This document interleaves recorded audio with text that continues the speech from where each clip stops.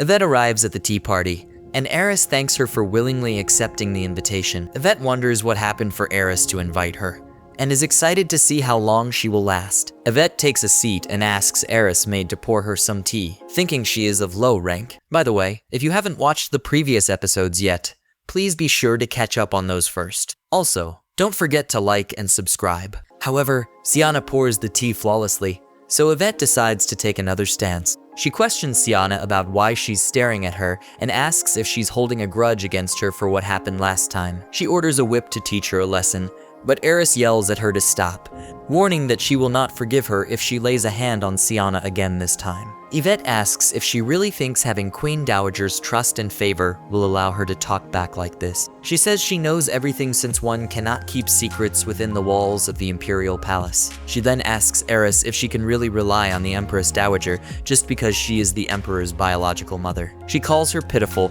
as the person whom she trusts so much has no power to help her. That's because His Majesty abandoned the Empress Dowager long ago. Everyone knew that except for her poor little sister, Eris. She calls Eris stupid for choosing someone who doesn't have time left to live as someone to hold on to. However, she gets interrupted as Empress Dowager approaches the commotion, calling out to Yvette for having such a foul mouth. Yvette has taken aback to see Queen Dowager here. The Dowager asked Eris what happened. She said she was holding her first tea party in a few days. She invited Yvette, but she's worried about making a mistake. There's no adult in her palace who can guide her. Queen realizes this child doesn't have a mother. She offered help. She asked Yvette, "Do you really look at me with such disrespect?" She was disappointed by her. She removed her stick and Yvette got scared by seeing this. Queen asked by showing her stick, "Were you trying to beat her maid just now? How on earth did your mother raise you? Let me show you what it means to wield something like this," and said her pick your dress up. Yvette said she was the bloodline of His Majesty the Emperor. No matter how much she'd like to lay a hand on her,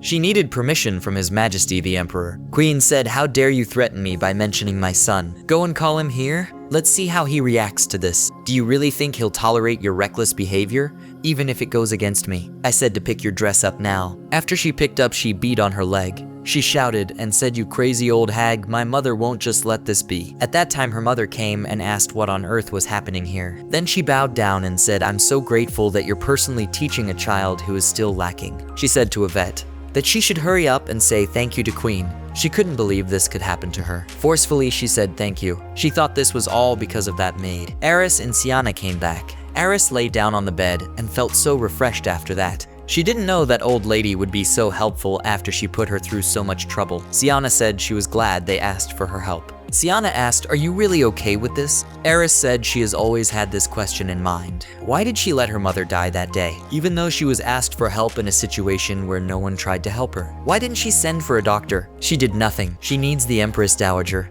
But the princess doesn't ask for such things. She hates that. She hopes they all die. Eris is left behind with a wound that won't fade away. She felt that the plan was a complete failure. People were pointing fingers at her mother, accusing her of seducing the emperor despite her lowly status, and even receiving his favor, all while attempting to bear a child as a member of the imperial family. Even though everyone condemned and shunned her for being the mother of the emperor, she wielded significant power. The Empress Mother asserted that she didn't want to be involved with the emperor. She called Rosemary and showed the newborn baby and said such a lovely princess. In the palace filled with those bedecked in jewels and flowers, where you're nothing like yourself, has half of the hypocrisy and malice turned true. Rosemary said sorry to her baby, even though it's a battlefield where everyone kills each other, to the one who aided in the mother's death, telling them to gain love. That was a mistake. Siana asked Princess, "What's the next plan?" Eris hugged Siana and said it's already begun. She'll use that wretched grandson to the end to consume. That's her revenge. It'll be much more wicked and cunning. It's time to turn the tables now. Then the scene shifts to the queen saying they won't come looking for me anymore. I'll have to go see for myself. After she came, Siana said Princess Eris had ingested poison. Queen shocked. Siana said the dessert she received as a gift contained poison, although it's not a lethal poison and has not been taken for a long period of time. According to the doctor's diagnosis, she should recover soon. But Princess, perhaps due to her inherently weak constitution, she's not showing any signs of improvement. Eris said, "Grandma, I didn't tell you because I'm afraid that you'll worry." Grandma, with teary eyes, said while holding her hand, "I'm sorry." "What do you have to be sorry for? It's all Grandma's fault." Instead of thinking like that, just get well soon. Then scene shifts to the maid came and called Princess Evelyn and said this is a gift personally sent by the Empress Dowager to her beloved family member, Evelyn, with words asking to forget the past. She opens the cover and shows the everlasting dessert untouched is evidence that you'll be repeating for what you did. With heartfelt sincerity, she asked you to consume it all. Evelyn Levagian de Forte, who sensed the warning together with Queen Bern Levagian de Aaron will perish from the imperial family history. After that, the Empress Dowager brings soup for her, which is made with milk for smoothness. But Eris didn't drink that. She said she's fine now. You can go. Empress worried about her, but she didn't care. Said she just wanted to rest because she was tired. The Empress agreed with her and said to take a rest. Princess Eris was so dreadful to her. Eris took a sip of that and her face, and she didn't like her face was yuck. Siana said she must have put a lot of herbs in it because she thought that she was dying, but it was just a bit of an upset stomach. Eris again thinks about that. Why didn't she help her mom back then? Is she really a bad person? She started crying. Siana wiped her tears and said in the palace, being kind alone won't help you survive. She hugged Siana tightly and said, don't leave me. The scene shifts to an unknown place. Siana asks, how can I repay you for the story I heard? He said, I told you. You don't have to, but you still insist. But Siana wanted to repay him, so he thought what would be good to take in return. After some time, he asked, will you come to my place? And thus, this chapter draws to a close. Stay tuned to discover what unfolds next in the story.